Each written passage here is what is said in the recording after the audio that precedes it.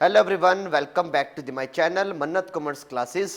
Guys, जो आज मैं आपको पढ़ाने आया हूँ, मैं पढ़ाने आपको बिजनेस स्टडी का चैप्टर नंबर 1। ठीक है ना। आओ स्टार्ट करते हैं बच्चों। चैप्टर नंबर 1 के अंदर है क्या बच्चों?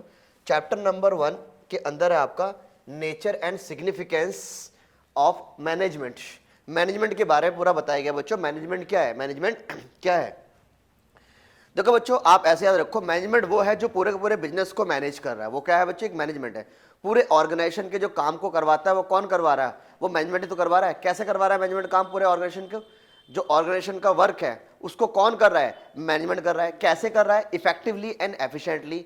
सर इफेक्टिवली का मतलब क्या होता है बच्चों? इफेक्टिवली का मतलब होता है काम को टाइम पे करना, और एफिशिएंसी का मतलब क्या होता है बच्चों? कम से कम कॉस्ट में करना। तो मैनेजमेंट का काम ही होता है काम को इफेक्टिवली एंड एफिशिएंटली करवाना। ओके, ये काम किसका होता है बच्चों? मैनेजमेंट का होता है। किसका होता है भाई? मैनेजमेंट का होता है। ओके अब बच्चों जरा देखो बोर्ड के ऊपर क्या बता रहा हूं मैं आपको।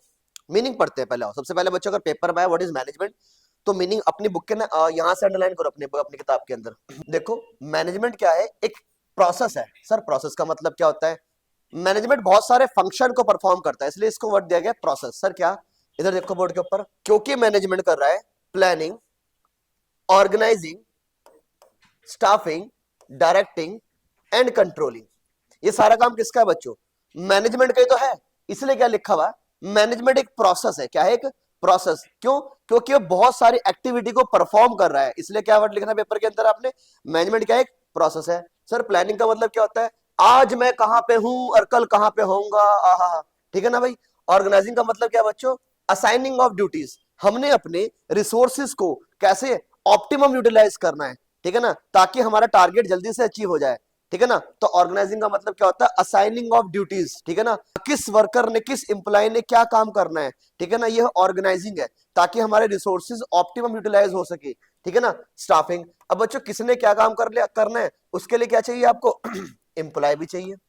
लो मेरे भैया, इसके लिए क्या चाहिए आपको? एम्प्लॉय भी चाहिए। अगर एक बार आपने एम्प्लॉय रख लिया, ठीक है ना, फिर बच्चों उनसे काम भी तो करवाना है। काम करवाने को क्या बोलते हैं? डायरेक्टिंग। जैसे डायरेक्टिंग का मतलब क्या होता है? सुपरवाइजिंग, गाइडिंग, इंस्ट्रक्शन, इंस्पायरिंग करना अपने एम्प्लॉय को। क्यों साहब? क्योंकि वो वर्क को अच्छी तरह कर सके और टारगेट को अचीव कर सके। ओके जी sir. And last one is that controlling. Controlling का मतलब क्या होता है बच्चों? एम्प्लॉय की प्लान परफॉर्मेंस को एक्चुअल परफॉर्मेंस के साथ कंपेयर करना। जैसे एग्जांपल, मैं मैनेजर, मैंने बोला अपने एम्प्लॉय को, अरे भैया आपने पूरे साल पूरे महीने में 1000 यूनिट बनानी है, ठीक है ना बच्चों, लेकिन मेरे एम्प्लॉय ने साहब सिर्फ 800 ही यूनिट बनाई है।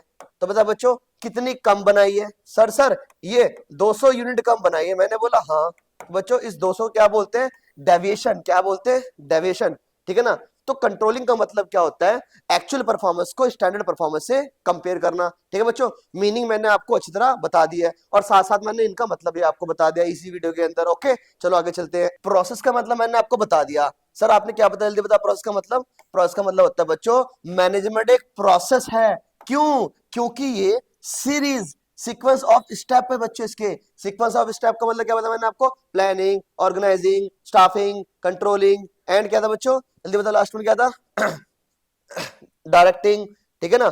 आओ जरा देखते हैं मैनेजमेंट। यहां से अंडरलाइन करो बच्चों, यहां से अंडरलाइन करो अपनी किताब के अंदर। यहां से आपने पेपर में लिखना, management is a process because it perform series of function. मैंने अभी समझाया ना आपको, सीरीज ऑफ फंक्शन। प्लानिंग का, planning, organising, get the thing done, ताकि बच्चों काम हो सके। This function are planning, organising, staffing, directing, control. देखिए लिखा हुआ नहीं? तो भाई ये साफ साफ इस पॉइंट के अंदर लिखा प्रोसेस क्यों है? क्योंकि ये बहुत सारे फंक्शन को परफॉर्म कर रहा है, organising, planning, staffing, directing and controlling. Okay बच्चों आगे चलो, पहला पॉइंट का मतलब समझ में आ गया आपको? जी सर। सर अभी भी कुछ नहीं बिगड़ा है क्या? मैं बोला नहीं बच्चों नहीं, अभी भी कुछ नहीं बिगड़ा। ध्यान से पढ़ो, अभी भी आपके 90 प्लस आ जाएंगे। ओके लो बच्चों, फिर बच्चों उसने क्या बोला? मैनेजमेंट के अंदर क्या है बच्चों? मैनेजमेंट एक इफेक्टिवनेस है। इफेक्टिवनेस का मतलब क्या है बच्चों? मैनेजमेंट जो काम करवाता है अपने एम्प्लॉय से, वो ऑन द टाइम, टाइम पे करवाता है। ओके सर हम कैसे याद रखो? देखो बच्चों, इफेक्टिव में टी आ रहा है, इसका मतलब टाइम। सर एफिशिएंसी में सी आ रहा है, इसका मतलब कॉस्ट। इस तरह आप इसको याद रखोगे। इफेक्टिवनेस के अंदर क्या होगा? इफेक्टिवनेस के अंदर टाइम को देखा जाता है, वर्क डन ऑन टाइम। हमने काम कंप्लीट करना है, टाइम पे करना है, और कम से कम कॉस्ट पे करना है बच्चों, कम से कम कॉस्ट पे करना है, इसलिए क्या है बच्चों, एफिशिएंसी होनी चाहिए। ओके, तब देखो जरा, देखो ध्यान से, आप यहां से अंडरलाइन करना, in the other word it is concern with end result being effective और doing work effectively means finishing the given task achieving the goal on time. इसका मतलब क्या है बच्चों, इफेक्टिवनेस का मतलब होता है मैनेजमेंट जो काम करवाता है अपने एम्प्लॉय से वो टाइम पे करवाता है। ओके, बात समझ गए सर। एफिशिएंसी का मतलब क्या होता है, कम से कम कॉस्ट में, कम से कम कॉस्ट में काम करवाता है। ओके, जैसे बच्चों मैं कौन हूं भाई, एक मैनेजर हूं, तो मैं अपने एम्प्लॉय क्या बोलूंगा भाई, मैं अपने एम्प्लॉय को बोलूंगा भैया आप जो मेरा सामान बना रहे हो, जो भी आप काम कर रहे हो उसमें कम से कम लागत लगनी चाहिए आपकी। ओके, बात समझ गए, यही काम होता है किसका, मैनेजमेंट का। तो बच्चों मैनेजमेंट के दो पहलू है, बताओ कौन कौन से, जैसे एक सिक्के के अंदर हेड और टेल आते हैं बच्चों, ऐसे ही मैनेजमेंट के अंदर क्या आता है बताओ, इफेक्टिव एंड एफिशिएंसी आते हैं। बताओ बच्चों, अगर सिक्के में हेड ना हुआ और टेल हुआ तो किसकी वैल्यू है कुछ, द आंसर इज नो। या बताओ बच्चों, टेल हुआ हेड ना हुआ तो उसकी कोई वैल्यू है, उसकी कोई वैल्यू नहीं है बच्चों। इसलिए मैं आपको ये समझाना चाह रहा हूं, एक ऑर्गेनाइजेशन के अंदर भी बच्चों, एक ऑर्गेनाइजेशन के अंदर इफेक्टिव भी होना चाहिए और क्या होनी चाहिए, एफिशिएंसी भी आनी चाहिए। ठीक है ना, एक ऑर्गेनाइजेशन जो काम करेगी, जो काम करवाएगी अपने एम्प्लॉय से, वो कैसे करवाएगी, ठीक है ना, काम होना चाहिए कम से कम कॉस्ट के अंदर, ठीक है ना, और लिमिटेड टाइम में होना चाहिए बच्चों। ठीक है ना, चलो भाई आगे चलते हैं। तो बच्चों आगे मैं आपको चैप्टर में आगे लेके चलता हूँ। चैप्टर के आगे क्या बच्चों, अगला चैप्टर के अंदर जो टॉपिक है वो है कैरेक्टरिस्टिक्स या नेचर ऑफ मैनेजमेंट। मैनेजमेंट है क्या बच्चों, अपने अपने बुक में देखो बच्चों, पढ़ो पहले नंबर 1 क्या लिखा हुआ है। मैनेजमेंट क्या है बच्चों, एक गोल ओरिएंटेड प्रोसेस है। कौन सा भाई, मैनेजमेंट क्या है बच्चों, गोल ओरिएंटेड प्रोसेस है। इसका मतलब क्या बच्चों, मैनेजमेंट का काम क्या होता है, टारगेट को अचीव करवाना, बस इतना लिखा है पेपर के अंदर। मैनेजमेंट का काम क्या होता है बच्चों, टारगेट को अचीव करवाना। ओके, इसके बाद क्या बच्चों, मैनेजमेंट क्या है, परवेसिव है, चाहे आपका छोटा बिजनेस है, चाहे बड़ा बिजनेस है, चाहे मैन्युफैक्चरिंग है, चाहे आपका बच्चों एनपीओ है, एनजीओ है, ठीक है ना, कोई भी आपका बिजनेस हो, small big whether public whether private, ठीक है ना, प्राइवेट बिजनेस हो आपका, हर जगह आपको क्या मिलेगा बच्चों, मैनेजमेंट तो मिलेगा ही मिलेगा। इसलिए क्या लिखा, मैनेजमेंट क्या एक परवेसिव है। अगला टॉपिक देखो जरा बच्चों, मैनेजमेंट क्या है, एक मल्टी डायमेंशनल है। क्या बच्चों देखो बोर्ड के ऊपर, management is a multi dimensional. Sir इसका मतलब क्या है, सर मैनेजमेंट के अंदर तीन बातें होती है। Number 1 management of work, number 2 management of people, okay, number 3 management of operation. Sir एक एक करके बताओ हमें, तो लो बता देता बच्चों, मैनेजमेंट ऑफ वर्क का मतलब क्या होता है। देखो सारी ऑर्गेनाइजेशन होती है, वो कुछ ना कुछ को टास्क तो परफॉर्म करती है, ठीक है ना। जैसे बच्चे स्कूल क्या दे रहा है, एजुकेशन प्रोवाइड कर रहा है, हॉस्पिटल बच्चों क्या कर रहा है, ट्रीटमेंट कर रहा है किसकी, पेशेंट की। और बता बच्चों, इंडस्ट्री क्या कर रही है, मैन्युफैक्चरिंग कर रही है गुड्स एंड सर्विसेज की। बात समझ में आ गई, ये सारी की सारी ऑर्गेनाइजेशन का कुछ ना कुछ टास्क तो होता है बच्चों। इसी टास्क को कौन कंप्लीट कराता है, इसी टास्क को कंप्लीट करता है बच्चों मैनेजमेंट करता है। काम को कंप्लीट करता है कौन, मैनेजमेंट, इफेक्टिवली एंड एफिशिएंटली, ताकि टारगेट जल्दी से अचीव हो जाए। इसको क्या बोलते हैं, मैनेजमेंट ऑफ वर्क बोलते हैं। ओके, आओ जरा बोर्ड के ऊपर देखो, all organisation set up to perform some task, ठीक है ना, कुछ ना कुछ टास्क तो बच्चे परफॉर्म करती है। जैसे जैसे बच्चों एग्जांपल देखो, स्कूल प्रोवाइडिंग एजुकेशन, हॉस्पिटल क्या ट्रीट कर रहा है बच्चों, पेशेंट की सर्विस दे रहा है। और इंडस्ट्री क्या बना रही है बच्चों, प्रोडक्ट को बना रही है। तो management makes sure that work is accomplish effectively and efficiently. ये काम किसका होता है मेरे बच्चों, ये काम होता है मैनेजमेंट का। मैनेजमेंट का ही काम होता है बच्चों क्या, जल्दी से बताओ, कि टारगेट को अचीव करवाना, काम को करवाना, ठीक है ना। बच्चों अभी भी कुछ नहीं बिगड़ा है आपको, ठीक है ना, आप मेरी वीडियो पूरी देखते रहो ऐसे, ठीक है ना, मैं आपको सारा का सारा सिलेबस पूरा करवा दूंगा, ठीक है ना। अभी भी आपके 90+ आ जाएंगे, ठीक है ना। अभी जो आपके पास 5-4 दिन जो बचे हैं बच्चों, इस दिन के अंदर इस टाइम को पूरा का पूरा यूटिलाइज करो। अभी भी कुछ टाइम नहीं बिगड़ा बच्चों, अब नहीं पढ़ोगे तो फिर कभी भी आप नहीं पढ़ पाओगे, आपका साल बर्बाद हो जाएगा फिर। ओके, इसलिए बच्चों हम आपको पूरा पूरा कोशिश कर रहे हैं कि हम आपको पास करवाए, ठीक है ना। चलो आओ देखते हैं आगे, ठीक है सर। सर बीच बीच में ऐसे मोटिवेट करते करो। ओके, आओ जरा, तो लो बच्चों जरा देखो, मैनेजमेंट ऑफ पीपल का मतलब क्या होता है। देखो मेरे पहले बात सुनो भाई, मैनेजमेंट ऑफ पीपल का मतलब होता है बच्चों, मैनेजमेंट का जो मैनेजमेंट के अंदर काम कर रहे हैं वो कौन है, वो पीपल ही तो है, इंसान ही तो है बच्चों, ठीक है ना, इंप्लाइज तो है वो, ठीक है ना। तो इसका सर मतलब क्या बना, इसका मतलब ये है पीपल रेफर ह्यूमन रिसोर्सेज, बिल्कुल सही है भाई। देखो बच्चों पीपल क्या है, ह्यूमन रिसोर्सेज किसका, मैनेजमेंट का, has to task accomplish through the people. जो काम हो रहा है मैनेजमेंट, जो काम हो रहा है वो किसके थ्रू हो रहा है, अरे साहब पीपल के थ्रू ही तो हो रहा है। तो यही बात तो लिखी हुई है, ठीक है ना, किसके थ्रू हो रहा है बच्चों, पीपल के थ्रू हो रहा है। सर कैसे हो रहा है, पीपल के थ्रू हो रहा है, उनकी स्ट्रेंथ देखते हुए हो रहा है, उनके अंदर क्या स्ट्रेंथ है, उनकी क्या क्वालिटीज है, उनके अंदर क्या एबिलिटी है, ठीक है ना, उसको देखते हुए काम हो रहा है, ठीक है ना, स्ट्रेंथ को देख रहा है। और उनकी जो वीकनेस है उसको हम क्या करते हैं, इग्नोर करते हैं। यही काम तो मैनेजमेंट का है बच्चों, मैनेजमेंट क्या अपने एम्प्लॉय से काम करवा रहा है, कैसे करवा रहा है, उनकी स्ट्रेंथ को देकर काम करवा रहा है, उनकी वीकनेस को इग्नोर कर रहा है, ठीक है ना। और मैनेजमेंट का एक काम और है बच्चों, मैनेजमेंट इंडिविजुअल नीड पे ध्यान देता है पीपल की, और ग्रुप में भी ध्यान देता है पीपल की। ओके, यही बात लिखी जरा बोर्ड पर बच्चों। देखो management people have two dimension, बच्चों मैनेजमेंट क्या है, दो डायमेंशन है। टेकिंग केयर एम्प्लॉय, इंडिविजुअल भी ध्यान देता है वो, और बच्चों taking care group of people. बात समझ गए। तो जो मैनेजमेंट है मेरे बच्चों, मैनेजमेंट दोनों के ऊपर ध्यान दे रहा है, कैसे, इंडिविजुअल पीपल के ऊपर भी ध्यान दे रहा है सर, और ग्रुप के अंदर भी ध्यान दे रहा है। ओके, बात समझ गए जी सर। तो इसके अंदर बच्चों यही लिख के आओगे कि मैनेजमेंट पीपल का मतलब क्या होता है, जो मैनेजमेंट के अंदर काम कर रहे हैं वो कौन है, पीपल है, उनके द्वारा काम किया जा रहा है बच्चों, उनकी स्टैंड के हिसाब से काम किया जा रहा है, उसको बोलते हैं मैनेजमेंट ऑफ पीपल। ओके, ये सारा मैनेज कौन कर रहा है, अरे सर ये सारा का सारा मैनेज कौन कर रहा है, ये सारा मैनेज बच्चों कौन कर रहा है, मैनेजमेंट ही तो कर रहा है। ओके जी सर, आगे चलो। मैनेजमेंट ऑफ ऑपरेशन, पहले बच्चों मेरी तरफ देखो, तो देखो ध्यान से मैं क्या समझा रहा हूं। मैनेजमेंट ऑपरेशन का मतलब क्या होता है बच्चों, प्रोडक्शन एक्टिविटी। मैनेजमेंट ऑपरेशन का मतलब होता है बच्चों प्रोडक्शन एक्टिविटी। इसका मतलब भाई कितना रॉ मटेरियल मंगवाना है, कितना मुझे उसको WIP में कन्वर्ट करना है, ठीक है ना, कितना बच्चों मुझे फिनिश गुड्स बनाना है, ये काम किसका है, इसको बोलते हैं मैनेजमेंट ऑफ ऑपरेशन। ये काम भी किसका होता है बच्चों, मैनेजमेंट का ही होता है। तो ये काम कैसे करना है, प्रोडक्शन कैसे करनी है, इसको बोल देते हैं मैनेजमेंट ऑफ ऑपरेशन। अच्छा सर काम क्या करना है, इसको बोलते हैं मैनेजमेंट ऑफ वर्क। सर कितने लोगों द्वारा काम करवाया जाना है, इसको बोलते हैं मैनेजमेंट ऑफ पीपल। रट्टा नहीं मानना मेरे बच्चों, लिखना है आपको पेपर के अंदर। ओके, बात समझ गए आपको। तो लो भाई चलो भाई आगे। तो बच्चों पेपर में लिख के आ जाना, ऑपरेशन का मतलब होता है, क्या होता है जरा, ऑपरेशन का मतलब होता है जल्दी बताओ, एक्टिविटी ऑफ प्रोडक्शन। ओ ठीक है ना, जैसे बच्चों इनपुट खरीदना, इसको सेमी गुड्स में कन्वर्ट करना, सेमी फिनिश गुड्स के अंदर, फिर फिनिश गुड्स में कितना सामान कन्वर्ट करना है। ओके, तो management operation concentrate on maximising management of work with management of people, ठीक है ना बच्चों। Decide what work has to be done, how is to be done, and who will be done, who will do it, कौन करेगा बच्चों इस काम को, ठीक है ना, कैसे होगा काम, ठीक है ना। Work has to be done, किसने करना बच्चों काम को, what work has to be, क्या काम करना है, कैसे करना और किसके द्वारा किया जाना है, ये कौन डिसाइड कर रहा है, अरे बच्चों मैनेजमेंट ही तो कर रहा है, that is called management of operation, ठीक है ना भाई।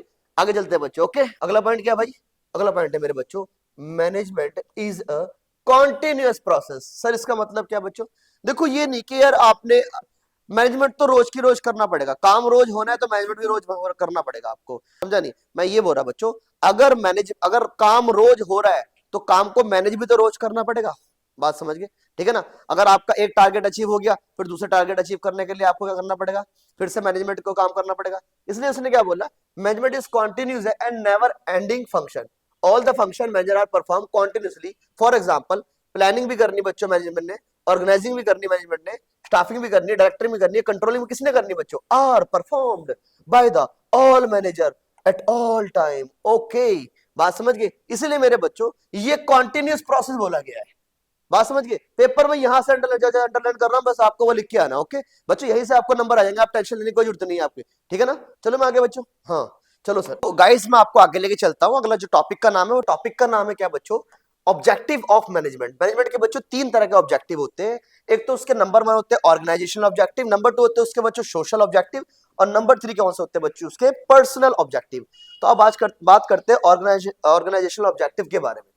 देखो बच्चों, सबसे पहले कोई भी ऑर्गेनाइजेशन है वो सर्वाइव करते हैं मार्केट के अंदर, क्या करते हैं बच्चों, सर्वाइव। सर सर्वाइव का मतलब क्या होता है, जैसे कोई भी नया बिजनेस खोला है बच्चों, तो नया बिजनेस खोला जब वो कैसे चलेगा, तो अगर वो बच्चों जो नया बिजनेस है वो तभी चलेगा जब वो जो अपनी फिक्स कॉस्ट को रिकवर कर पाए, ठीक है ना। सर फिक्स कॉस्ट का मतलब क्या होता है बच्चों, फिक्स कॉस्ट जैसे बच्चों मैंने ये सेंटर है मेरा, ठीक है ना, अब इस सेंटर का अगर मैं रेंट भी नहीं निकाल सकता तो फिर बच्चों मेरा बिजनेस क्या हो जाएगा, ये बंद हो जाएगा। तो किसी भी बिजनेस को सर्वाइव करना है, किसी भी ऑर्गेनाइजेशन को अगर बच्चों सर्वाइव करना है, तो उसका पहला टारगेट क्या होता है, उसकी मिनिमम अपनी फिक्स कॉस्ट को रिकवर करे, क्या करे, अपनी फिक्स कॉस्ट को बच्चों रिकवर करे। आओ जरा, यही बात लिखी बच्चों, the basic purpose of every organisation is to survive, survive करे बच्चों, मार्केट के अंदर सर्वाइव करे, ठीक है ना, and exist in the competitive market, और मार्केट के अंदर बनी रहे लंबे समय के लिए मेरे बच्चों, वो तभी पॉसिबल हो सकता है जब it is cover it's cost. Okay ठीक है ना बच्चों, तो इसकी कुछ फिक्स कॉस्ट होती है, अगर वो रिकवर हो रही है तो ठीक है, बिजनेस चल पड़ेगा भाई।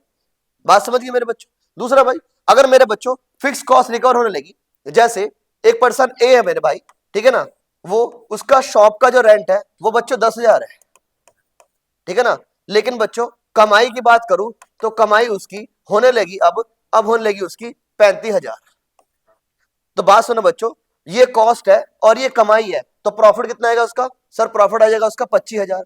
तो यही बात लिखी हुई है, अगर एक बार मेरे बच्चों फिक्स कॉस्ट रिकवर होगी, फिर दूसरा ऑब्जेक्टिव क्या होता है ऑर्गेनाइजेशन का? प्रॉफिट कमाना होता है। क्या कमाना होता है बच्चों? प्रॉफिट कमाना होता है। Okay, the most important objective every organisation is earning adequate. Adequate का मतलब होता है sufficient profit. Profit is essential for survive, growth, expansion of business. ठीक है बच्चों, बिजनेस की ग्रोथ के लिए, ठीक है ना, एक्सपेंशन के लिए प्रॉफिट बहुत ज्यादा जरूरी है बच्चों। ये वाली बात तो आप खुद समझदार हो, कल को भविष्य में आपने भी बच्चों बिजनेस करना है, तो कम से कम जब आप बिजनेस करोगे अपनी पहले फिक्स कॉस्ट को रिकवर करोगे। अगर आपकी फिक्स कॉस्ट रिकवर हो रही है बच्चों, इसके बाद क्या होगा जल्दी बताओ? इसके बाद आप प्रॉफिट कमाओगे। ठीक है ना, इसके बाद जल्दी अगला पॉइंट ग्रोथ। तीसरा पॉइंट क्या बच्चों? तीसरा ऑब्जेक्टिव क्या होता है किसी भी ऑर्गेनाइजेशन का? कि वो ग्रोथ करे। ग्रोथ कैसे होगी बच्चों? जब मल्टीपल प्रोडक्ट होंगे, सेल बढ़ेगी बच्चों, मल्टीपल ब्रांचेस होगी, तो तीसरा काम ये होता है ऑर्गेनाइजेशन का कि अपने बिजनेस क्या करना है? ग्रोथ करनी है उनको और आगे लेके जाना है। ग्रोथ कब होगी बच्चों? जब बहुत सारे प्रोडक्ट होंगे, जरा देखो ध्यान से, ब्रांचेस बहुत ज्यादा होगी बच्चों, नंबर ऑफ ब्रांचेस खुल जाएगी उसकी, नंबर ऑफ प्रोडक्ट ऐड हो जाएंगे, नंबर ऑफ एम्प्लॉय और बहुत ज्यादा एम्प्लॉय काम करेंगे, number of unit of product produce etcetera. बात समझ गए? ऐसे बच्चों तीसरा ऑब्जेक्टिव है। तो पहला ऑब्जेक्टिव है किसी ऑर्गेनाइजेशन का? सर्वाइव करना मार्केट के अंदर। सर्वाइव कब करोगे? पेपर में क्या लिखोगे? जब वो अपनी फिक्स कॉस्ट को रिकवर करे। नंबर 2 क्या होता है बच्चों? फिर दूसरा ऑब्जेक्टिव होगा प्रॉफिट कमाएंगे। प्रॉफिट जो भी फिक्स कॉस्ट से ऊपर कमाएंगे वो सारा प्रॉफिट होता है। नंबर 3 बच्चों तीसरा ऑब्जेक्टिव क्या होता है किसी ऑर्गेनाइजेशन का? जल्दी बताओ। ग्रोथ करना। ग्रोथ कैसे होगी बच्चों? वो जो प्रॉफिट कमाया उसको री इन्वेस्ट कर दे बिजनेस के अंदर। बात समझ गए ना? इससे मल्टीपल ब्रांचेस आ जाएगी आपकी। उसके बाद बच्चों मल्टीपल ब्रांचेस के बाद क्या होगी? नंबर ऑफ प्रोडक्ट ऐड कर दे, ज्यादा इंप्लॉय रखे बच्चों। एक इंप्लॉय अगर आपको 10,000 कमा के दे रहा है बच्चों, 100 इंप्लॉय रखो तो कितना कमा के देगा आपको? आपको खुद समझ आ रहा है बच्चों? ठीक है ना, चलता हूँ आगे। ठीक है ना, आओ आगे देखो बच्चों, दूसरा ऑब्जेक्टिव क्या है जरा बोर्ड के ऊपर देखो। Social objective. सर हम समाज में रह रहे हैं जी, हम समाज में रह रहे हैं तो समाज के लिए भी कुछ करना पड़ेगा। बिल्कुल जी, बिल्कुल जी। तो social objective organisation deal with the commitment of the organisation toward the society. बच्चों सोसाइटी के रिगार्डिंग भी कुछ कमिटमेंट करता है हमारा ऑर्गेनाइजेशन। सर क्या? जैसे आगे देखो जरा बोर्ड के ऊपर बताता हूं मैं आपको। मेरे बच्चों अगर आप समाज में काम कर रहे हो, ठीक है ना, तो आपको समाज के लिए भी कुछ करना पड़ेगा। जैसे आपको क्वालिटी देनी पड़ेगी प्रोडक्ट की एट रीजनेबल प्राइस पे। बात समझ गए? अगर आपका बिजनेस है तो आप क्वालिटी दोगे। Toward the desirable civic activity. Sir civic का मतलब क्या होता है? पेड़ पौधे लगाना, पेड़ पौधे लगाना। बात समझ गए भाई? और सिविक के अंदर बच्चों साफ सफाई रखना है, सारी की सारी सिविक एक्टिविटी आपका काम है बच्चों। आपके ऑर्गेनाइजेशन काम है कि आप समाज को भी गंदा नहीं होने दोगे। ठीक है सर। जनरेट करना है इकोनॉमिक वेल्थ को, कम नहीं करना, इकोनॉमिक की वेल्थ को बढ़ाना है। सर जैसे आप प्रोडक्शन ज्यादा करो, जब प्रोडक्शन ज्यादा होगी बच्चों तो देश की जीडीपी बढ़ेगी, जब जीडीपी बढ़ती है तो वेल्थ बढ़ती है, हमारी इकोनॉमिक की वेल्थ बढ़ती है। बात समझ गए? जी sir. Generation of employment opportunity. ठीक है ना बच्चों, इंप्लॉयमेंट भी जनरेट करो मार्केट के अंदर, क्योंकि भाई समाज में आप बिजनेस कर दो, जिस सोसाइटी में आप रह रहे हो उस सोसाइटी के अंदर इंप्लॉयमेंट भी जनरेट करो। ठीक है ना भाई? और बच्चों क्या काम करो? जो वीकर सेक्शन है, जो गरीब लोग हैं, जो एससी ओबीसी, ठीक है ना, इनके लिए क्या रखो? इनको इंप्लॉयमेंट अपॉर्चुनिटी ज्यादा दो, वीकर सेक्शन को, इनको ज्यादा काम की जरूरत है बच्चों। बात समझ गए? और क्या करो भाई? फाइनेंशियल सपोर्ट करो कम्युनिटी को, दान करते रहो बच्चों। पैसा कम नहीं होता, पैसा कम नहीं होगा दान करने से। ठीक है ना, पैसा दान करते रहो। ठीक है ना बच्चों? फाइनेंशियली सपोर्ट करो बच्चों। Organising education. और क्या काम करो बच्चों? ऑर्गेनाइज करो, एजुकेशन को बढ़ावा दो, हेल्थ सेक्टर को बढ़ावा दो, vocational training, vocational programme start कर दो। ठीक है ना बच्चों? इनको इन एजुकेशन, जैसे बच्चों स्कूल में चंदा दे दिया, हॉस्पिटल में बच्चों चेयर, हॉस्पिटल में हॉस्पिटल के अंदर बच्चों पंखे लगवा दिए। हॉस्पिटल के अंदर वो क्या होता है भाई, जो ले आते पेशेंट को भाई, क्या होता है भाई वो? Wheel chair. ठीक है ना बच्चों? हॉस्पिटल में व्हील चेयर का डोनेट करो भाई। Okay. Participating activity, social service project, government and NGO, जो भी गवर्नमेंट के एनजीओ के प्रोडक्ट हो। एनजीओ मतलब एनजीओ भी समाज सेवा कर रहे हैं बच्चों, एनजीओ को प्रमोट करो आप। ये किसका काम बच्चों? हमारी ऑर्गेनाइजेशन काम है। देखो बच्चों एक बिजनेस प्रॉफिट तो जरूर कमा रहा है, लेकिन प्रॉफिट कमाने से अलावा कुछ उसकी सोशल रिस्पॉन्सिबिलिटी भी है बच्चों, पेपर में आ सकता है। ये वाली रिस्पॉन्सिबिलिटी आप बता के आओगे पेपर के अंदर। ओके चलो भाई आगे। जी सर। पर्सनल ऑब्जेक्टिव क्या होता है बच्चों? पर्सनल ऑब्जेक्टिव, ह्यूमन ऑब्जेक्टिव बोल दो या इंडिविजुअल ऑब्जेक्टिव बोल दो बच्चों। देखो देखो बच्चों, आपके पास जो एम्प्लॉय काम कर रहा है वो क्यों काम कर रहा है भाई? वो काम कर रहा है कि वो जिस बिजनेस के अंदर मैं काम कर रहा हूं वहां से मेरी ग्रोथ हो, वो ये एक्सपेक्टेशन लेके आता है आपके बिजनेस के अंदर, ठीक है ना बच्चों। उसकी पर्सनल ग्रोथ होनी चाहिए, ठीक है ना बच्चों। उसको उसको बच्चों रीजनेबल सैलरी प्रोवाइड करनी, ये नहीं कि आप उसको 10-10 12-12 घंटे काम कर रहे हो और सैलरी उसको सर 2-3 हजार 4-5 हजार रुपए दे रहे हो, ऐसा नहीं करना बच्चों, ठीक है ना। एक नॉर्मल जो वेजेस जो बच्चों दिहाड़ी वाला बंदा होता है उसकी नॉर्मल वेजेस भी कितनी है, 500 रुपए है। तो कम से कम एक पढ़े लिखे बंदे को तो 500 रुपए तो 5 से 15-15 हजार तो होनी चाहिए। लेकिन बच्चों आज समाज में मैं देखता हूँ 10-10 हजार में 8-8 हजार में जॉब कर रहे हैं, ठीक है ना। बात में कम से कम 500 रुपए एक महीने एक दिन का तो होना चाहिए, ओके। चलो भाई आगे। तो मैं ये नहीं कह रहा भाई एक अच्छी सैलरी क्या होती है, एक रीजनेबल सैलरी क्या होती है, बस उसका घर का गुजारा चल सके बच्चों, वो एक रीजनेबल सैलरी के अंदर आता है, ओके। चलो भाई, तो वो कह रहा है कि कॉम्पिटिटिव सैलरी होनी चाहिए, ठीक है ना। Fulfil financial need of the employ, ताकि बच्चों एम्प्लॉय की फाइनेंशियल नीड पूरी हो सके। उसको बच्चों प्रमोशन भी करो, उसकी ट्रेनिंग भी करो, उसकी पर्सनल ग्रोथ करो। वो क्यों है आपके बिजनेस के अंदर, वो डेवलपमेंट होना आया, ठीक है ना। फुलफिल करो, ठीक है ना। उसके बाद उसका बच्चों सेल्फ रिस्पेक्ट करो, उसको गाली नहीं देनी भाई। रिस्पेक्ट फॉर कलीग, ठीक है ना, उसकी कलीग की रिस्पेक्ट भी करो। फुलफिल द सोशल नीड, ठीक है ना। Good and healthy working condition रखो, ठीक है ना। उसकी सेफ्टी का ध्यान रखो मेरे बच्चों, क्योंकि वो आपके पास काम करने आया भाई। भाई अगर वो सेफ ही नहीं है आपके बिजनेस के अंदर, तो वो इंप्लाई कल को भाई अगर वो चोट लगी, वो जख्मी हो गया भाई, तो फिर वो काम पे नहीं आएगा बच्चों। काम पे नहीं आएगा तो आपके बिजनेस की प्रोडक्शन रुकेगी, प्रोडक्शन रुकेगी तो बच्चे जल्दी बताओ क्या होगा, हमारा प्रॉफिट गिरेगा हमारा। इसीलिए उस वर्कर से क्या काम कराओ, उस वर्कर से काम कराओ। कैसे काम कराओ भाई, हेल्थी, गुड और हेल्थी वर्किंग कंडीशन रखो। बात समझ गए, ओके। तो ये बच्चों मैंने आपको 3 ऑब्जेक्टिव बना दिए, ठीक है ना। वीडियो को बच्चों ऐसे देखते रहो, आगे चलते रहो बच्चों, मैं आपको जल्दी जल्दी करा रहा हूं, ओके।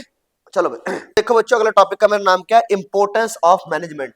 मैनेजमेंट की क्या इंपोर्टेंस है, आओ जरा देखते हैं बच्चों मैनेजमेंट क्या इंपोर्टेंस है। नंबर 1, आओ जरा देखो बच्चों, मैनेजमेंट हेल्प करता है अचीविंग द ग्रुप गोल, ठीक है ना बच्चों। देखो मैनेजमेंट क्या कहा, मैनेजमेंट ट्राई करता है integrate the objective of individual along with the organisation goal. Sir इसका मतलब क्या हो गया, देखो एक ऑर्गेनाइजेशन के अंदर इंडिविजुअल के गोल अलग होते हैं, ठीक है ना बच्चे। हर इंडिविजुअल के गोल अलग अलग अलग अलग होते हैं। तो मैनेजमेंट सारे गोल को क्या कर देता है, इंटीग्रेट कर देता है, जोड़ देता है, ताकि ऑर्गेनाइजेशन के गोल क्या हो जाए, ऑब्जेक्टिव हो, और ऑर्गेनाइजेशन गोल क्या हो जाए बच्चों, अचीव हो जाए। तो मैनेजमेंट का काम यही होता है मेरे बच्चों, क्या होता है जल्दी बताओ। एक मैनेजमेंट का काम यही होता है कि जितने भी इंप्लॉइज है उनके जो गोल है, उनके गोल को इंटीग्रेट कर देना, जोड़ देना, ताकि ऑर्गेनाइजेशन के गोल क्या हो जाए, अचीव हो जाए। ओके सर, पहला इंपॉर्टेंट यही है बच्चों, मैनेजमेंट हेल्प करता है अचीविंग द ग्रुप गोल। बात समझ गए। Management increase efficiency, sir efficiency का मतलब क्या होता है, मैनेजमेंट हमेशा ट्राई करता है रिड्यूस कॉस्ट, कॉस्ट क्या हो जाए, कम हो जाए, एंड इंप्रूव प्रोडक्टिविटी, ठीक है ना, वेस्टेज कम हो।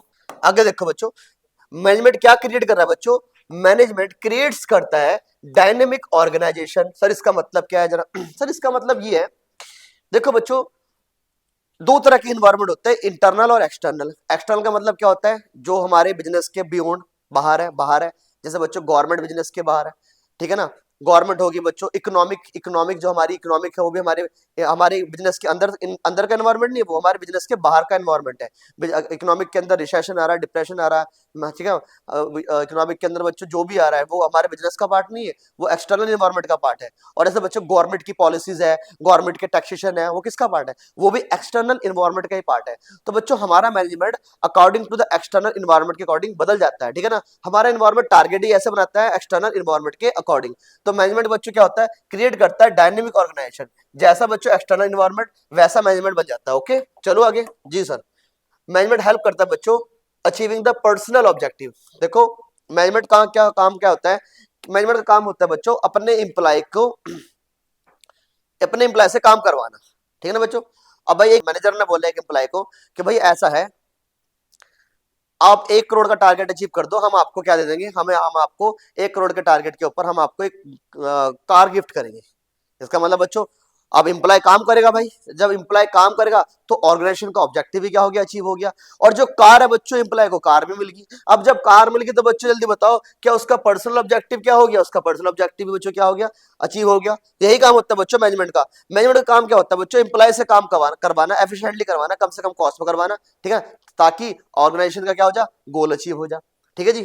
चलो बच्चों आ जाओ। बच्चों मैनेजमेंट हेल्प कर रहा है डेवलपमेंट ऑफ सोसाइटी। सर ऐसे क्यों बोला आपने? कि बच्चों मैनेजमेंट क्या कर रहा है बच्चों? सोशल वेलफेयर भी तो कर रहा है, जॉब प्रोवाइड कर रहा है बच्चों, रीजनेबल क्वालिटी प्रोवाइड कर रहा है, ठीक है ना भाई, सप्लाई कर रहा है बच्चों कॉन्टिन्यूसली टू कस्टमर, कस्टमर को सप्लाई कर रहा है बच्चों, सामान कॉन्टिन्यूसली कर रहा है बच्चों। इसलिए बच्चों इससे क्या होगा हमारा, सबसे बड़ी बात बच्चों जॉब प्रोवाइड कर रहा है, क्रिएशन जॉब अपॉर्चुनिटी। देखो बच्चों लिखा हुआ मैनेजमेंट का काम क्या होता है? क्वालिटी ऑफ गुड्स प्रोवाइड करना, कॉम्पिटिटिव सैलरी देना, क्रिएट एम्प्लॉयमेंट अपॉर्चुनिटी, ठीक है ना, एक्सेट्रा। ये सारा काम किसका होता है भाई? मैनेजमेंट का होता है बच्चों। इससे हमारा समाज भी क्या होता है? डेवलप होता है मेरे बच्चों, डेवलप होता है। ओके, तो ये मैंने क्या बता दिया आपको, इंपॉर्टेंस ऑफ मैनेजमेंट। तो अगला टॉपिक मैं क्या करा रहा हूं बच्चों आपको, मैनेजमेंट इज ए साइंस और आर्ट। आपके पेपर में बच्चों पूछा जाएगा कि बताओ मैनेजमेंट साइंस है या आर्ट है? तो बच्चों साइंस कब है, मैनेजमेंट साइंस कब है? जब मैनेजमेंट के अंदर साइंस की क्वालिटी आ जाए। जो क्वालिटी साइंस की है अगर वही क्वालिटी मैनेजमेंट की है तो पेपर में लिखना आपको ये साइंस है। सर आर्ट का मतलब क्या? कला।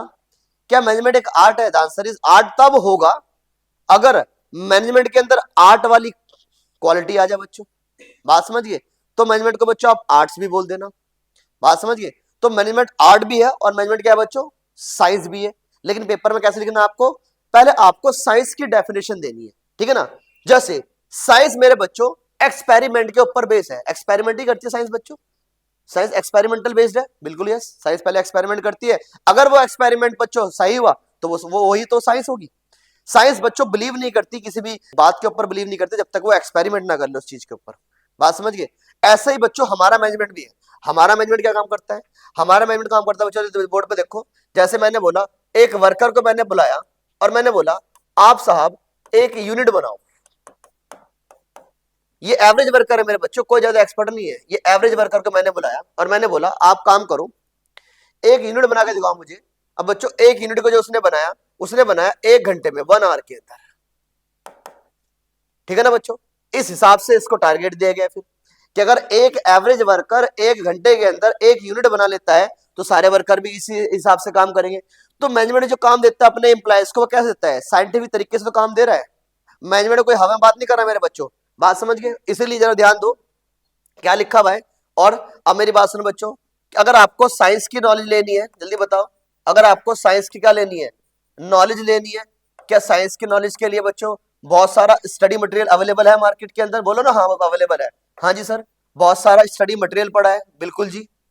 ये बताओ अगर बच्चों आपको मैनेजमेंट की नॉलेज लेनी है, क्या इसका भी बहुत सारा आपको मैनेजमेंट की अगर आपको नॉलेज लेनी है, इसका भी बहुत सारा बच्चे क्या पड़ा होगा जी?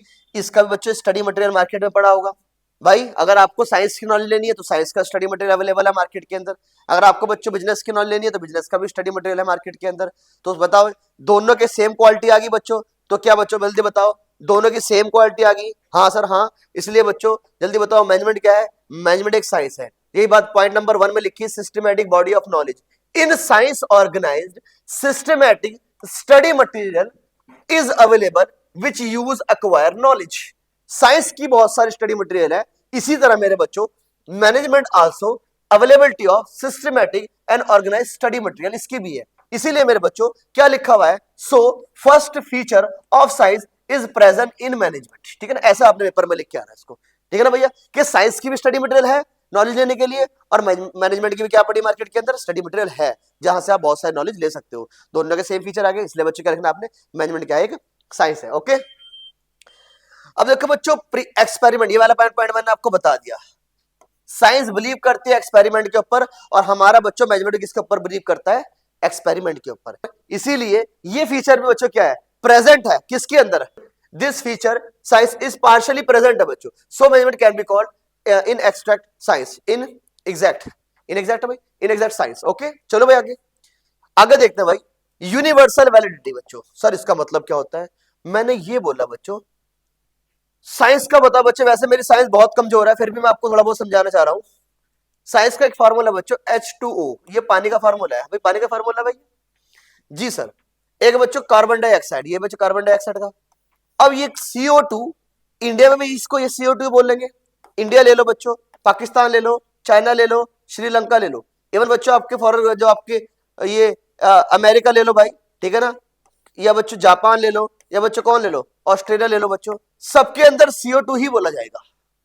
तो साइंस तो यूनिवर्सल है ना मेरे बच्चों, साइंस के साइंस का फॉर्मूला हर जगह सेम मिलेगा आपको, बिकॉज साइंस की लैंग्वेज एक है, बात समझ गए। लेकिन मेरे बच्चों मैनेजमेंट आपको डिफरेंट कंट्री का डिफरेंट डिफरेंट मैनेजमेंट होता है, या डिफरेंट डिफरेंट ऑर्गेनाइजेशन का डिफरेंट डिफरेंट मैनेजमेंट होता है। इसीलिए मेरे बच्चों इस पॉइंट की वजह से management is not a science. इसीलिए लास्ट में क्या लिखा हुआ, so this feature of science is not present in the management. मेरी बात समझे आप? इसलिए भाई ये वाले इस पॉइंट की वजह से, इस पॉइंट की वजह से हमारा मैनेजमेंट साइंस नहीं है, क्योंकि बच्चों मैनेजमेंट डिफरेंट हो सकता है, लेकिन साइंस में बच्चों जो फॉर्मूले होते हैं वो क्या होते हैं, सारे के सारे सेम होते हैं, चाहे किसी भी ऑर्गेनाइजेशन के अंदर बात करूं। ओके ठीक है जी। तो बच्चों मैंने आपको बता दिया, ये क्या बताया मैंने आपको बताया कि क्या मैनेजमेंट हमारा साइंस है। यस, मैनेजमेंट हमारा साइंस है। किस किस की वजह से? बॉडी ऑफ नॉलेज की वजह से और एक्सपेरिमेंट की वजह से। ओके चलो बच्चों आगे चलो। अगला टॉपिक का नाम क्या है जरा देखो बोर्ड के ऊपर। मैनेजमेंट क्या आर्ट है? मैनेजमेंट एक कला है। यस बच्चों, मैनेजमेंट एक कला है। मैनेजर को बिजनेस को कैसे मैनेज करना है, यही तो बच्चों एक आर्ट है। ये क्या बच्चों? आर्ट है। आर्ट का मतलब क्या होता है बच्चों? आर्ट्स का मतलब होता है बॉडी ऑफ नॉलेज, ठीक है ना। जब बच्चों आप किसी भी आर्ट की नॉलेज लेते हो तो उसके लिए बहुत सारी बुक्स अवेलेबल है मार्केट के अंदर, और मैनेजमेंट की अगर आपको नॉलेज लेनी है तो मैनेजमेंट की बहुत सारी बुक्स मार्केट के अंदर अवेलेबल है, ठीक है ना बच्चों। आर्ट क्या है? आर्ट एक कला है। किसी भी काम करने की एक्टिविटी को आप कला बोलते हैं। जैसे बच्चों सिंगर है, जैसे जैसे गाना गाते हैं बच्चों, तो गाने जो सिखा रहा है आपको, तो राग्स तो सबके लिए सेम ही है भाई। भाई टीचर तो सिखा रहा है, लेकिन सामने वाला अपनी पर्सनल स्किल कितनी लगा रहा है, यही तो उसके अंदर आर्ट है, ठीक है ना। तो आर्ट का मतलब क्या है? आर्ट का मतलब बॉडी ऑफ नॉलेज है। आर्ट का मतलब बच्चों प्रैक्टिस है, ठीक है ना बच्चों। हम कितनी प्रैक्टिस करें ताकि हम परफेक्ट हो जाए। ह्यूमन अपने कुछ एफर्ट्स लगाता है, उसको हम आर्ट्स बोलते हैं कि भैया इसकी कुछ अपनी क्या है, पर्सनल नॉलेज भी इसके पास कुछ अपनी पर्सनल स्किल को यूज करता है अपनी। ओके तो आर्ट क्या है बच्चों? आर्ट एक नॉलेज है, स्किल है, ये आर्ट है। क्या मैनेजमेंट के बाद बच्चों नॉलेज स्किल होती है? तो आंसर इज यस। बात समझ गए? आओ जरा देखते हैं बोर्ड के ऊपर। पहला पॉइंट क्या है? Systematic body of knowledge, theoretical knowledge. अगर आपको आर्ट्स की नॉलेज चाहिए बच्चों, जैसे आपको गाना सीखना है तो किताब, जैसे आपको सिंगिंग सीखनी है तो सिंगिंग सीखने की बहुत सारी क्या मिल जाएगी आपको, बुक्स मिल जाएगी, ठीक है ना बच्चों। ऐसे ही बच्चों अगर आपको मैनेजमेंट की नॉलेज चाहिए तो बहुत सारी बुक्स मिल जाएगी मार्केट के अंदर। बात समझ गए? इसीलिए इस पॉइंट की वजह से क्या हो गया, जल्दी बताओ, मैनेजमेंट क्या बन गया, एक आर्ट्स बन गया। ओके इसके बाद बच्चों personalised application in the field of only art theoretical knowledge is not enough, every artist must have personal skill. देखो बच्चे मैंने बोला ना आपको वाले पर्सनलाइज्ड एप्लीकेशन, इसका पहला पॉइंट का समझ में आ गया, बॉडी ऑफ नॉलेज के दोनों के पास दोनों किताबें स्टडी मटेरियल अवेलेबल है। जो साइंस वाला पॉइंट था ऐसे आर्ट वाला पॉइंट है। ये देखो बच्चे बोर्ड के ऊपर अगला पॉइंट आपकी किताब में क्या लिखा होगा, पर्सनलाइज्ड एप्लीकेशन। इसका मतलब क्या होता है भाई? देखो पहले मैं आर्ट्स की बात कर लेता हूँ, आर्ट की बात कर लेता हूँ। जैसे बच्चों एग्जाम्पल मैं ये ले रहा हूँ, एक सिंगर सिंगिंग सीखने गया तो उसके गुरुजी ने बताया कि भाई ये थोड़े बहुत क्या बच्चों सिंगिंग के स्टेप है, थोड़े ये जितने भी उसने राग वगैरह बताया उसने बताया। सिंगर बच्चों अभी सिंगिंग सीखने गया है तो राग तो सबके लिए सेम ही होते हैं ना, लेकिन वो अपनी पर्सनल स्किल कितनी लगा रहा है, इसी को आर्ट्स बोलते हैं। इसे क्या बोलते हैं भाई? इसी को आर्ट बोलते हैं। वो प्रैक्टिस कितनी कर रहा है।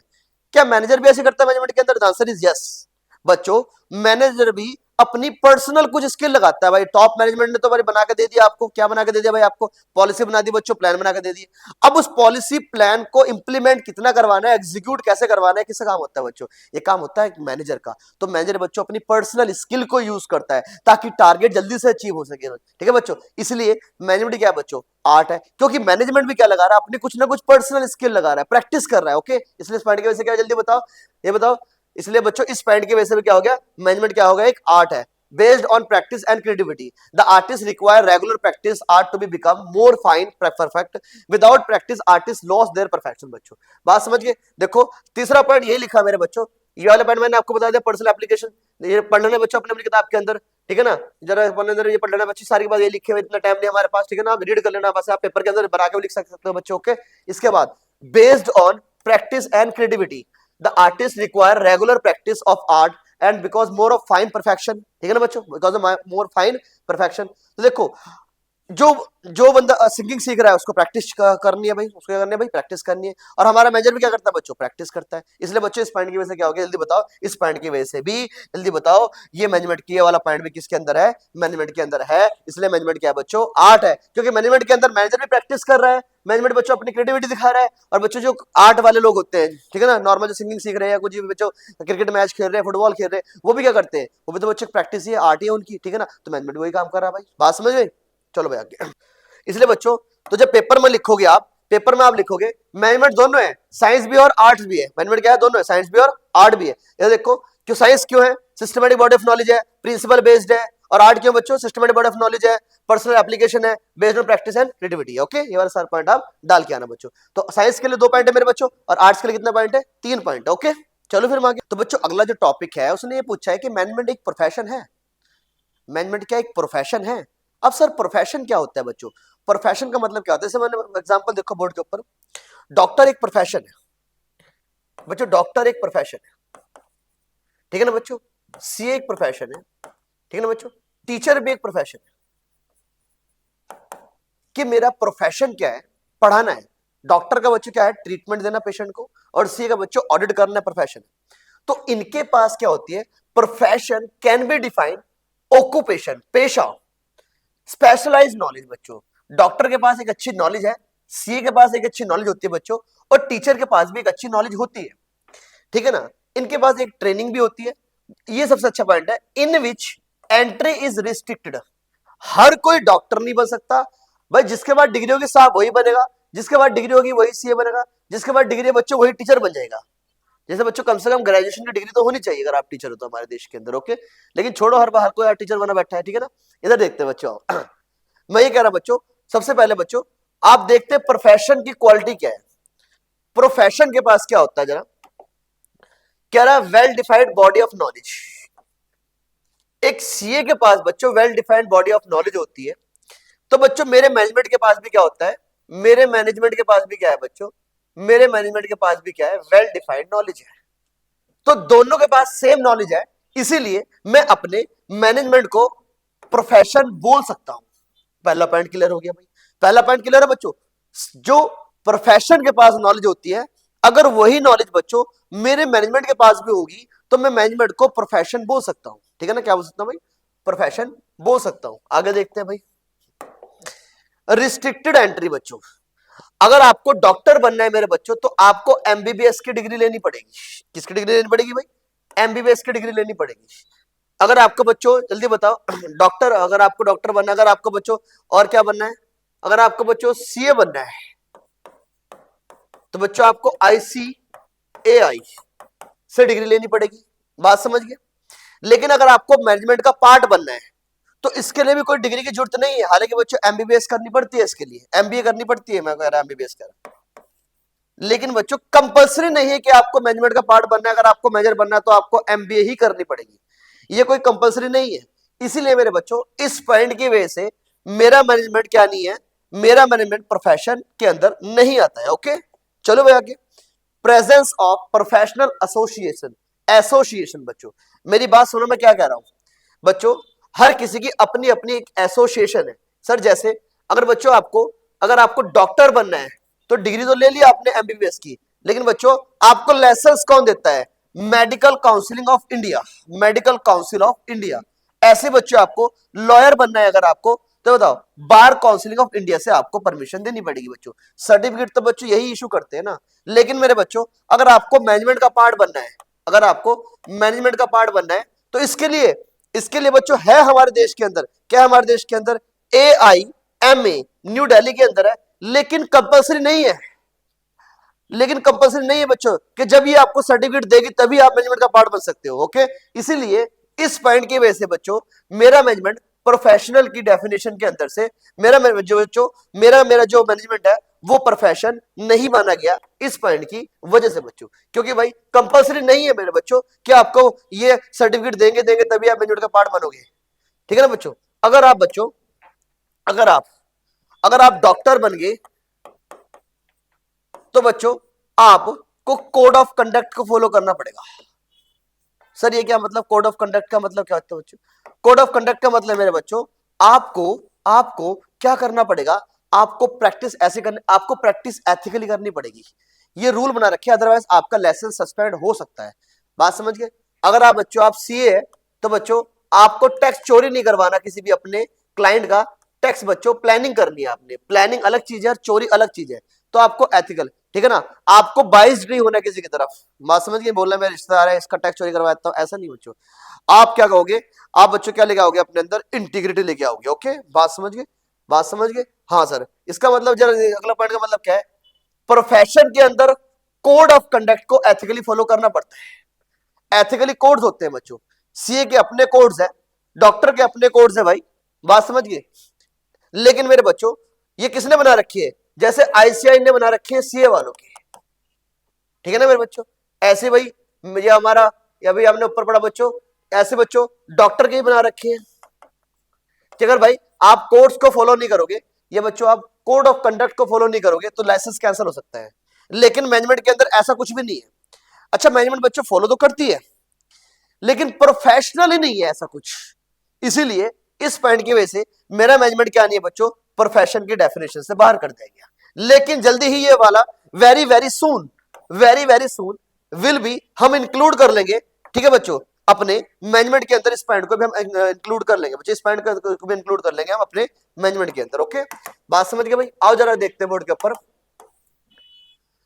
अगला पॉइंट क्या है बच्चों, जरा ध्यान दो। The basic motive every profession to serve client with dedication where the basic purpose management is achieve the management goal. देखो बच्चों वो कह रहा है प्रोफेशन का मोटिव क्या होता है, क्लाइंट को डेडिकेशन सर्विस प्रोवाइड करना, और मेरे मैनेजमेंट का काम क्या होता है बच्चों, टारगेट को अचीव करना, ठीक है ना, बात समझ गए। दोनों का सर्विस मोटिव्स अलग अलग है। प्रोफेशन का मेन काम क्या बच्चों, सर्व करना क्लाइंट को विद डेडिकेशन के साथ में, लेकिन मैनेजमेंट काम क्या होता है, अचीवमेंट करना मैनेजमेंट के गोल को। तो दोनों का अलग अलग मोटिव्स बन गया, इसलिए मेरे बच्चों इस पॉइंट की वजह से भी मेरा मैनेजमेंट प्रोफेशन की डेफिनेशन से बाहर कर देगा। ओके ये ऐसी बात बच्चों, ये सारी बात आपको लिख के आनी है। जब भी ऐसा क्वेश्चन है पहले पॉइंट के हिसाब से मैनेजमेंट की डेफिनेशन, पॉइंट के हिसाब से प्रोफेशन की जो डेफिनेशन दो, और बच्चों फिर उसी पॉइंट की वजह से किससे कंपेयर करो, मैनेजमेंट से कंपेयर करो। अगर सेम पॉइंट प्रोफेशन का है और सेम पॉइंट मैनेजमेंट का भी है तो बच्चों मैनेजमेंट क्या बना देना, प्रोफेशन बना देना। ओके होप से बच्चों आप वीडियो देख रहे होंगे मेरी, ठीक है ना, बंद नहीं करनी आपने इस वीडियो को। चलते बच्चों याद करो बच्चों वो दिन जिसने बोलता आप कॉमर्स नहीं कर सकते, करोगे आप बच्चों, अभी टाइम है आपके पास, ठीक है ना। आगे चलते हैं बच्चों आगे। तो बच्चों अगला टॉपिक देखते हैं, बच्चों अगला टॉपिक क्या है sir, level of management. Level सबके निकलेंगे, इधर देखो लेवल ऑफ मैनेजमेंट बच्चों, पास सब होंगे लेकिन पास वही होंगे जो वीडियो एंड तक देखेगा। ओके लेवल सबके निकलेंगे हमारे यहाँ भी, बात समझ गए भाई। आगे देखो बच्चों, लो भाई तीन तरह के लेवल है बच्चों हमारे पास, top level, middle level, supervisor level. Top level का काम क्या होता है बच्चों, पॉलिसी बनाना, ठीक है ना भाई, पॉलिसी प्लान बनाना कौन बनता है बच्चों, टॉप लेवल वाला। इस पॉलिसी प्लान को एग्जीक्यूट कौन करा रहा है बच्चों, मिडिल लेवल वाला। और उसको जो काम जो कर रहे हैं, ये काम करवाने वाले और ये काम कर रहे हैं नीचे वाले। ओके सबसे लो लेवल के जो होते हैं बच्चों उसको बोलते हैं सुपरवाइजरी लेवल। आपको बच्चों पता भी होगा, रिवीजन कर रहे हो आप, चलिए देख लो बच्चों, director, chairman, general manager, vice president, chief officer, finance officer बच्चों, और चीफ ऑपरेटर ऑफिसर, ठीक है ना, purchase manager, sale manager, marketing manager, ये मैनेजर कहां पे आ गए बच्चों, लेकिन याद रखना प्लांट सुपरिटेंडेंटल कॉस्ट के अंदर आएगा, मिडल के अंदर ही आएगा। ओके बाकी सारे मैनेजर आ गए बच्चों, डिपार्टमेंट के हेड आ गए, सुपरवाइजर और सुपरिटेंडेंटल यहां भी है, लेकिन यहां प्लांट सुपरिटेंडेंटल है। ओके जो प्लांट को तुम्हारा मशीन को देख रहा है बच्चों। ओके उसके बाद बच्चों आगे फॉरमैन, और यहाँ पे आपके क्लर्क हो गए, सब डिपार्टमेंट हो गए, एग्जीक्यूटिव वगैरह यहाँ पे आ गए। ओके चलो भाई आगे चलते हैं। लो भाई लो मेरे बच्चों लो, तुमने भी क्या मांगा, हमने करा दिया भाई अगला टॉप लेवल ऑफ मैनेजमेंट बच्चों। टॉप लेवल मैनेजमेंट का काम क्या होता है, सब पहले यहाँ पर लिख देना कौन कौन आते हैं बच्चों, सारे सीएफ, सारे सीईओ, सारे डायरेक्टर वगैरह सारे ऊपर लिख देना, पेपर के अंदर लिख दिया आपने। और उसके लिखने के बाद बच्चों इनका काम क्या होता है, इनका काम होता है बच्चों, जल्दी देखो बोर्ड के ऊपर देखो, जल्दी मैं आपको बताता हूँ इसका काम क्या होता है। लो जरा बोर्ड के ऊपर, ऑब्जेक्टिव, डिटरमाइन द ऑब्जेक्टिव बच्चों, कि ऑर्गेनाइजेशन का पूरा ऑब्जेक्टिव क्या है, ये कौन बना रहे हैं, टॉप वाले बना रहे हैं, ठीक है सर। प्लान बना रहे, पॉलिसी बना रहे, कौन बना रहे, टॉप वाले बना रहे सर, ठीक है सर। आगे चलो, पूरे बिजनेस को के अंदर जो रिस्पॉन्सिबल रहेंगे किसके लिए, वेलफेयर के लिए, इंप्लॉय के वेलफेयर के लिए, सर्वाइव करेगा मेरा बिजनेस, इसके लिए कोई जिम्मेवार कौन, टॉप वाले बच्चों। आउटसाइडर के साथ मीटिंग कौन करेंगे, टॉप वाले सर, जैसे सर गवर्नमेंट के साथ मीटिंग होगी, ठीक है ना। और बच्चों जो भी मीटिंग पे जाएंगे मैनेजर थोड़ा आता है बच्चों, सीईओ जाता है हमारा मीटिंग करने। ओके पूरी की पूरी कंपनी को जोड़ के रखना, पूरे ऑर्गेनाइजेशन को एक ऑर्गेनाइजेशन के अंदर। सर फिर से बताओ, मैंने बोला एक ऑर्गेनाइजेशन के अंदर बहुत सारे डिपार्टमेंट होते हैं, purchase department, sale department, store department, manufacturing department बच्चों, बहुत सारे डिपार्टमेंट होते हैं। इनको आपस में इंटीग्रेट जोड़ के रखना, इनके बीच में कोऑर्डिनेशन बना के रखना, ये काम किसका होता है, ये काम होता है मेरे बच्चों टॉप वाले का। Responsible for all activity, business के अंदर जो भी एक्टिविटीज हो रही है इसके लिए कौन बच्चों, इसके लिए कौन जिम्मेदार होता है, टॉप वाला होता है। ठीक है ना भाई। इसके बाद देखो बच्चों, मिडल वाला काम क्या होता है, जो भी पॉलिसी बनाई है उस पॉलिसी को इंटरप्रेट करना, ठीक है ना। फ्रेम, टॉप मैनेजमेंट जो ठीक है ना, तो जो मिडल वाले, जो टॉप वाले ने पॉलिसी बनाई है, प्लान बनाई है, उसको एग्जीक्यूट कौन कर रहा है, उसको रीड कौन कर रहा है, उसको बच्चों आगे इंप्लीमेंट कौन करवाएगा, मिडल लेवल वाला। Ensure that departmental necessary personal they have recruit selection, recruit करना बच्चों, एम्प्लॉय कौन से एम्प्लॉय को रखना है, किसको निकालना है, ये सारा काम किसका होता है, मिडल लेवल वाले का। मैंने फिर से बोला, एम्प्लॉय किस एम्प्लॉय को रखना है, किसको निकालना है, ठीक है ना, किसकी प्रमोशन करनी है, डिमोशन करनी है, वो किसका काम होता है भाई, मिडल लेवल वाले का। ओके जी सर। सर आगे चलो, मोटिवेट को बच्चों, मोटिवेट करा, मोटिवेट करना एम्प्लॉय को बच्चों, ठीक है ना, motivate them achieving the desirable objective. Employ को क्या करना बच्चों, मोटिवेट करना, ताकि टारगेट जल्दी से अचीव कर सके। ये काम किसका होता है भाई बच्चों, मिडिल लेवल का बच्चों, ठीक है ना। तो चलो देखो जल्दी बच्चों, बाकी आप पढ़ लेना, रीड कर लेना, इतना इंपॉर्टेंट नहीं है। आओ जरा लो भाई, अब सबसे कौन सा आ गया बच्चों, सुपरवाइजरी लेवल, सबसे लो लेवल आ गया मेरे पास। अब सर लो वाला कौन सा होता है मेरे बच्चों, लो वाला होता है representing the problem of the worker. देखो बच्चों, वर्कर की प्रॉब्लम तो लो वाले सुनेगा ना, क्योंकि बच्चों कंपनी के अंदर पूरी एक ऑर्गेनाइजेशन के अंदर एक चेन होती है, सबसे पहले लो, फिर सुपर मिडल, फिर सुपर बच्चों सुपरवाइजरी लेवल। अब जब एम्प्लॉय को जो दिक्कत आएगी वो कौन सुनेगा, वो सुपरवाइजर लेवल सुनेगा ना, फिर सुपरवाइजर आगे बताएगा मैनेजर को। ओके, ये पूरी पूरी चेन को फॉलो करना पड़ता है किसी भी ऑर्गेनाइजेशन के अंदर। Okay, maintaining good working condition बच्चों, एम्प्लॉय के साथ में अच्छे वर्किंग कंडीशन बनाकर रखना। एम्प्लॉय के लिए नहीं उसको बच्चों ज्यादा काम करवाना, कम पेमेंट देनी, ये काम किसका होता है, ऐसा नहीं करवाना होता है बच्चों, कम काम करवा के उसको ज्यादा काम करवा के बच्चों कम उसको क्या दो, सैलरी दो उसको, ऐसा नहीं बच्चों। उनके लिए क्या करना, maintain good working condition, healthy relation बनाकर रखना, लुकिंग सेफ्टी का ध्यान बच्चों सबसे लो लेवल वाला का होता है, ठीक है ना। क्वालिटी, क्वालिटी बना कौन रहा है, सामान कौन बना रहा है बच्चों, सामान कौन बना रहा है, अरे लो लेवल वाले सामान बना रहे, एम्प्लॉय बना रहे, तो क्वालिटी का ध्यान भी कौन रखे मेरे बच्चों, क्वालिटी का ध्यान भी कौन रखते हैं, लो लेवल वाले रखते हैं। They are responsible boosting the moral worker. देखो बच्चों, वर्कर के मोरल को बूस्टिंग करने का काम किसका होता है, सुपरवाइजर का होता है बच्चों, सुपरवाइजरी लेवल का होता है बच्चों, ठीक है ना। चलो भाई आगे, फंक्शन ऑफ मैनेजमेंट। देखो ये बहुत अच्छा पॉइंट है वाला, टॉप लेवल का काम होता है बच्चों प्लानिंग करना और ऑर्गेनाइजिंग करना। प्लानिंग ऑर्गेनाइजिंग कौन कर रहा है, टॉप लेवल वाले कर रहे हैं। अच्छा, स्टाफिंग फंक्शन कौन परफॉर्म करता है, मिडिल लेवल वाले। अच्छा, जो सुपरवाइजर लेवल का काम करता है उनका काम है डायरेक्टिंग करना, कंट्रोलिंग करना। ओके, यहां से आपको बच्चों अच्छा ज्यादा समझ में आ जाएगा। और ओके, बात समझ आएगी आपको, इतनी बात भी अगर आप लिख लोगे, इस चार्ट को भी याद करके चलाओगे, तब भी आप बना बना के लिख सकते हो। ओके, चलो भाई आगे, जी सर लो भाई आगे चलते हैं। तो लो बच्चों जल्दी एक बार इसको भी देख लो, मैंने आपको वैसे वीडियो के शुरू में बता दिया प्लानिंग का मतलब क्या होता है, thinking in advance, what to do, how to do, for whom to do. ठीक है बच्चों, आज हम कहाँ पे, कल हम कहाँ पे हो गए, क्या है बच्चों, ये क्या है, planning bridge gap between the where we are stand today, where we want to reach. बच्चों एक बार एमसीक्यूज भी आया था इसका, डैश करके। ओके, यहाँ से एमसीक्यूज बना लिया इसने। ओके, ऑर्गेनाइजिंग का मतलब क्या होता है बच्चों, ऑर्गेनाइजिंग का मतलब होता है असाइनिंग ऑफ ड्यूटीज, ठीक है ना, हमारे मैन और मटेरियल को इस तरह इस्तेमाल करें, यूटिलाइज करें, ताकि टारगेट को जल्दी से अचीव हो सके। स्टाफिंग का मतलब क्या होता है बच्चों, सही इंप्लॉय को सही टाइम पे सिलेक्ट करना, ताकि उनसे काम करा के हम टारगेट को अचीव करा सके। डायरेक्टिंग का मतलब क्या होता है बता बच्चों, मोटिवेट करना है एम्प्लॉय को, गाइड करना उनको, मोटिवेट करना, इंस्पायर करना बच्चों उनको, ठीक है ना, उनके उत्साह बढ़ाना उनको, ताकि वो काम कर सके बच्चों, उसको बोलते हैं डायरेक्टिंग, ठीक है ना। कंट्रोलिंग का मतलब क्या होता है, उनकी एक्चुअल परफॉर्मेंस को स्टैंडर्ड परफॉर्मेंस से क्या करना, कंपेयर करना बच्चों। ओके लो बच्चों, आपने देख ली वीडियो एंड तक, और लास्ट टॉपिक कौन सा आ गया जल्दी बताओ, लास्ट टॉपिक आ गया मेरे बच्चों, कोऑर्डिनेशन। क्या आ गया जल्दी बताओ, कोऑर्डिनेशन। अरे सर कोऑर्डिनेशन क्या है बच्चों, एक ऑर्गेनाइजेशन के अंदर अलग अलग अलग अलग अलग अलग डिपार्टमेंट है, अलग अलग डिपार्टमेंट है, इनको आपस में जोड़ने का काम किसका होता है, कौन जोड़ता है बच्चों। अगर मैनेजर ने सारे डिपार्टमेंट को आपस में इंटरलिंक कर दिया बच्चों, इसको क्या बोलते हैं हम, कोऑर्डिनेशन बोल देते हैं। सर कोऑर्डिनेशन की इंपॉर्टेंस क्या है बच्चों, कोऑर्डिनेशन जरूरी है बच्चों, क्योंकि अगर कल को टारगेट अचीव ना हो पाया तो फिर एक डिपार्टमेंट दूसरे डिपार्टमेंट को ब्लेम देना स्टार्ट कर देगा। लेकिन सारे डिपार्टमेंट मिल मिल के काम करें।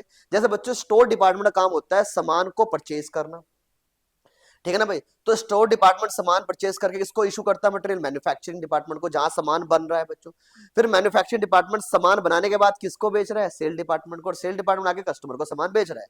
तो इनके बीच में आपस में कोऑर्डिनेशन होना बहुत ज्यादा जरूरी है, ठीक है ना बच्चों। नहीं तो सेल डिपार्टमेंट क्या बोलेगा, मुझे तो सामान बना के ही नहीं देगा टाइम पे, इसलिए सेल टारगेट अचीव नहीं हो पाया, ठीक है ना। और मैन्युफैक्चरिंग डिपार्टमेंट क्या बोलेगा, भाई मुझे तो रॉ मटेरियल इशू नहीं किया गया, इसलिए बच्चों मैंने बना के नहीं दिया। और स्टोर डिपार्टमेंट क्या बोलेगा, भाई मैं तो फाइनेंस डिपार्टमेंट को इल्जाम लगा देगा, भाई मेरे पास तो पैसे नहीं थे ताकि मैं सामान परचेज कर सकूं।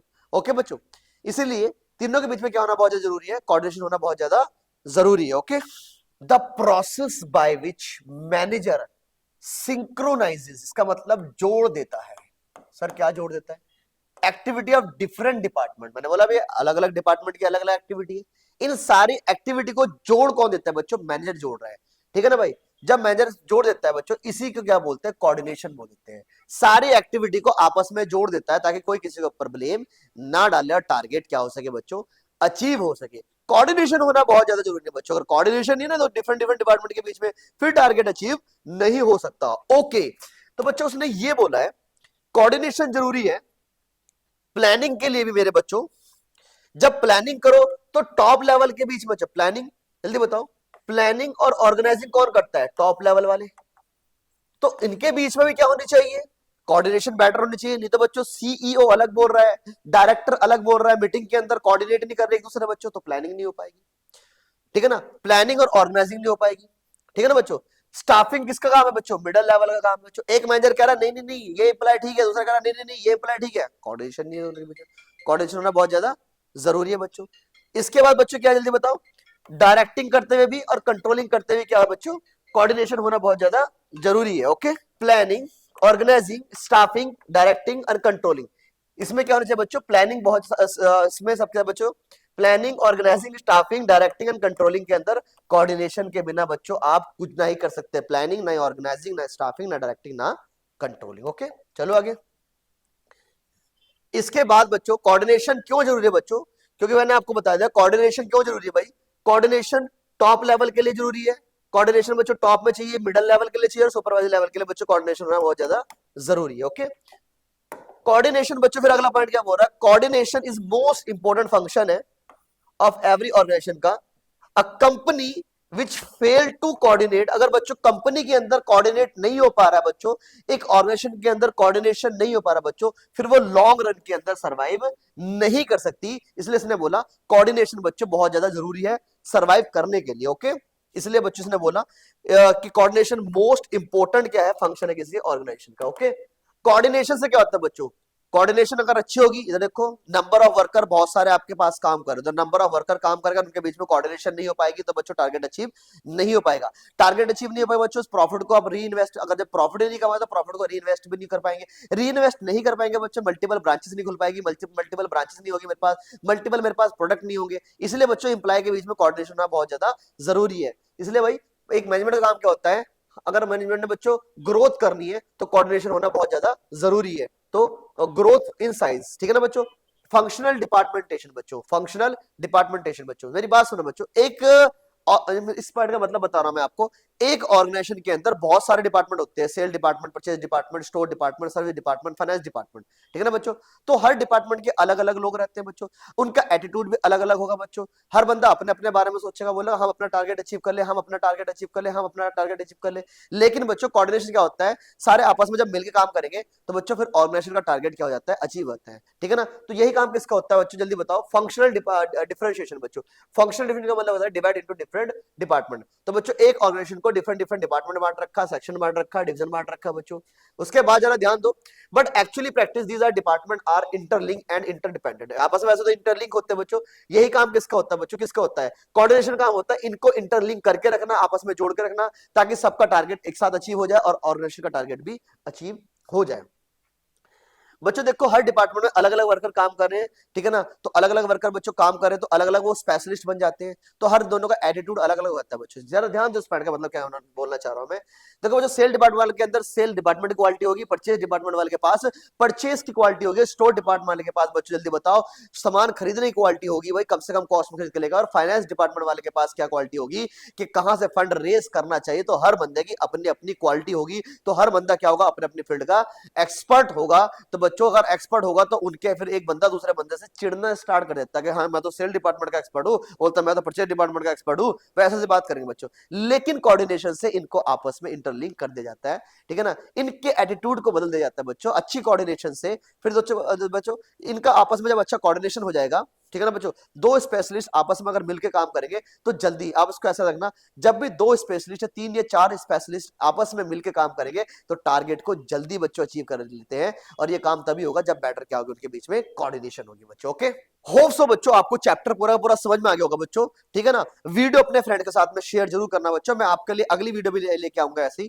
जल्दी जल्दी बच्चों रिवाइज करो, मैं आपके साथ हूं। जो भी आपका डाउट है बच्चों, आपको क्या कर सकते हो, आप मुझे इंस्टाग्राम पे मैसेज कर सकते हो बच्चों, मैं आपका इंस्टाग्राम पे आपकी क्वेरी ले लूंगा बच्चों, ठीक है ना। मेरे चैनल पे जाओ बच्चों, वहां मेरा इंस्टाग्राम का लिंक दे रखा है बच्चों, मुझे इंस्टाग्राम पे ही फॉलो करो आप, ठीक है। मैं आपको वहां पे रिप्लाई कर दूंगा जो भी आपका डाउट है। Okay, bye bye.